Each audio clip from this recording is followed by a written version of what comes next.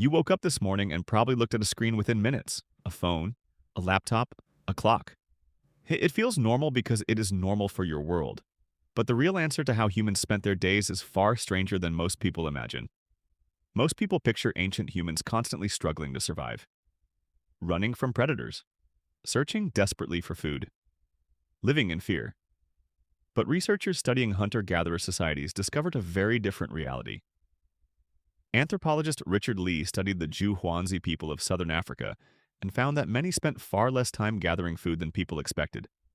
Instead, much of their day was spent talking, resting, creating, teaching, and maintaining relationships. Why does that matter? Because your brain was shaped during hundreds of thousands of years of similar lifestyles.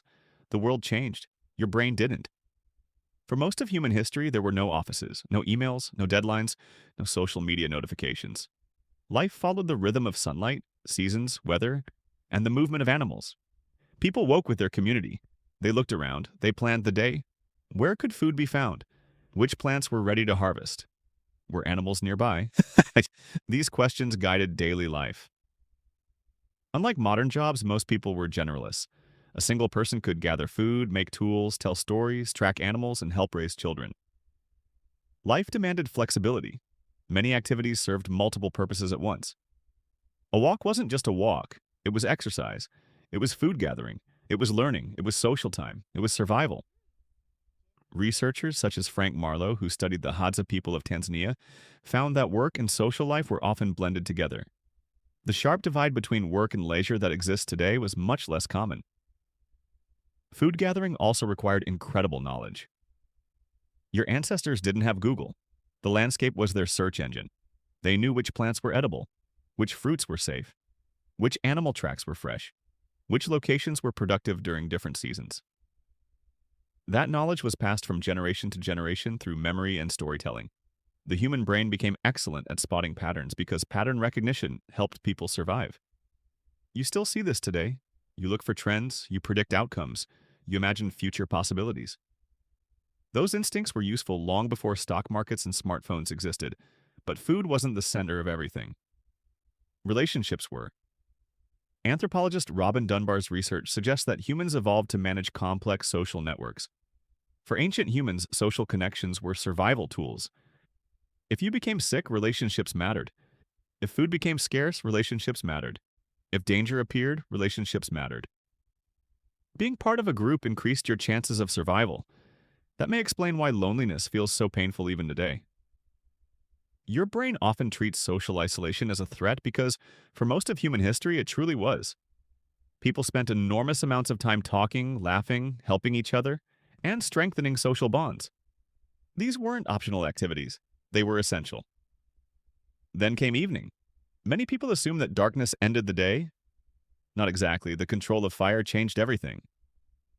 Anthropologist Polly Weissner found that conversations around campfires were often very different from daytime conversations. During the day, people discussed practical matters. At night, they told stories. They shared myths. They talked about relationships and ideas. Around firelight, humans imagined. Storytelling became one of the most powerful tools ever created. Stories preserved knowledge. Stories taught lessons. Stories strengthened group identity. Long before books existed, stories acted as a living library. Perhaps that's why humans still love stories today. Movies, novels, podcasts, YouTube videos. All of them tap into an ancient part of the human mind. Children learned differently too. There were no classrooms, no exams, no report cards. Learning happened through observation and participation.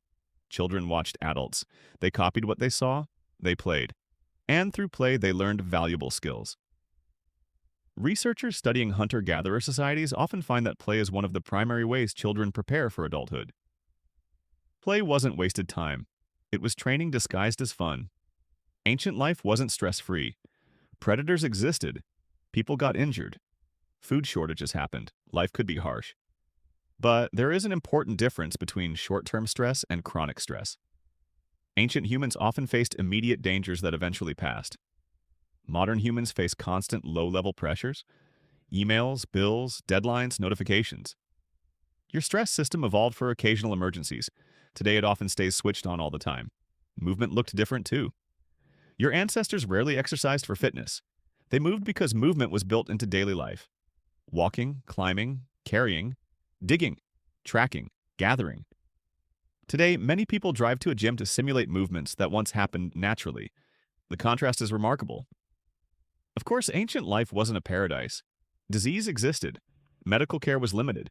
Many hardships were severe. But ancient humans were far more sophisticated than popular stereotypes suggest. Archaeologists have discovered cave paintings, jewelry, musical instruments, and symbolic art dating back tens of thousands of years. Humans weren't spending every moment searching for food. They were creating culture. They were creating meaning. They were creating beauty. That tells you something important. Humans need more than survival. The desire to create appears deeply rooted in who you are. So what did ancient humans actually do all day? They searched, they learned, they moved, they talked, they played, they told stories, they built relationships, and they paid close attention to the world around them. In many ways, they weren't so different from you. The modern world feels completely new. But the brain experiencing it is ancient. Every notification competes with systems designed for campfires. Every online conversation passes through a mind built for small communities. Every office chair holds a body shaped by movement across landscapes. Tomorrow morning, you'll probably wake up and reach for a screen. But hidden beneath that modern habit is a human being whose ancestors once spent their days under open skies, surrounded by stories, community, and the glow of a fire in the dark.